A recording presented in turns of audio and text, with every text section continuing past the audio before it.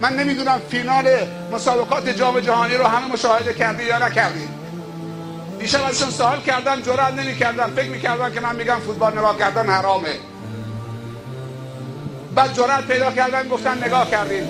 گفتم که حرکت زشت زین الدین زیدان رو دیدید در آخرین لحظه که انتظار نمیرفت اون انسان با ادب، اون انسان با اخلاق، اونی که وقتی گل میزنه دست بلند میکنه خدایا، اونی که وقتی پول از فوتبال در میاره صرف فقرا میکنه، اونی که سبب هدایت شاید 7-8 نفر در تیم‌های مختلف فرانسه شده، سبب اسلامشون شده که مسلمان بشن.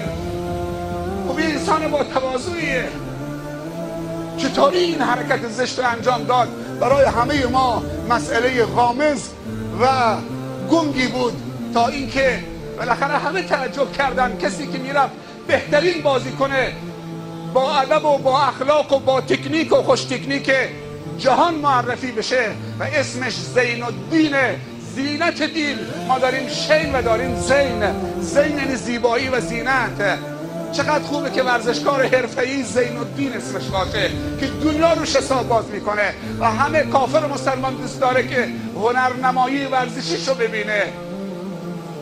نهایتاً بعد از اینکه کارت سرخ گرفت از زمین بیرونش کرده، تو مصاحبه هاش گفته که علت این که من برگشتم سرم زدم تو سینه‌اش، این که از اول بازی به من پیله کرده بود تا آخرین لحظه که دیگه فشارم عصبانیتم رو ایجاد کرد و خشمگین شدم به خاطر اسلام. به من گفت که مسلمان ها همه تروریستن، من به خاطر اسلام و حفظ آبروی اسلام زدمش. شاید سرش پایین مینداخت و میرفت، آب از آبم تکون نمیخورد. حالا صدها مسلمان به اسلام داره توهین میکنه. کاشکی کفار کاریکاتور پیامبر را میکشیدن، کاشکی تنها کسانی که توهین میکردن کفار بودن، ملحد بودن، مشرک بودن. امروز مسلمان ها دارن توهین به پیامبر میکنن، توهین به ناموس پیامبر میکنن، توهین به صحابه پیامبر میکنن، توهین به قرآن میکنن، توهین به دین میکنن.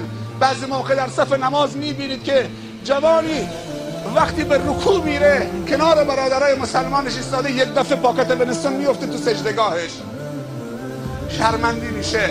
بعضی موقع جوان تو صف ایستاده داس و تبر گردنشه، بعضی موقع یقش باز تو صف نماز ایستاده صلیب گردنشه. مسلمان ها چطوری شدن؟ هم دوست دارن که تکیه‌گاهی داشته باشن، ذره ایمانی داشته باشن، و هم بعضی موقع کارهای عجیب و غریبی میکنن.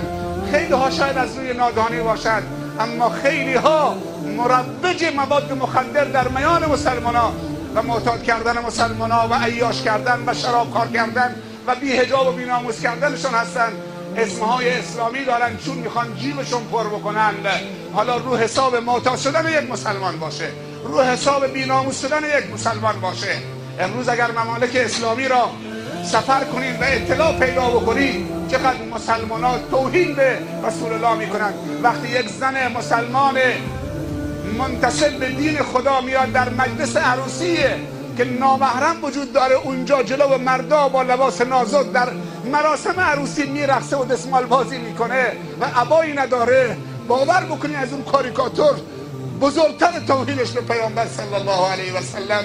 چرا زنهای مسلمان از خدا نمیترسن؟ چرا مردها غیرتهاشون کم شده؟ چرا مردها احساس دینیشون ضعیف شده؟ به چی دلخوش کردن؟ به مال و منال دنیا، به پست و مقام دنیا، به اندام شیک و کشیده، به صورت زیبا. تن آدمی شریف است به جان آدمیت، نه همین لباس زیباست نشان آدمیت. از یک نقطه باید ما و شما شروع بکنیم، همه مسائل رو از دین و دینداری بخواهیم.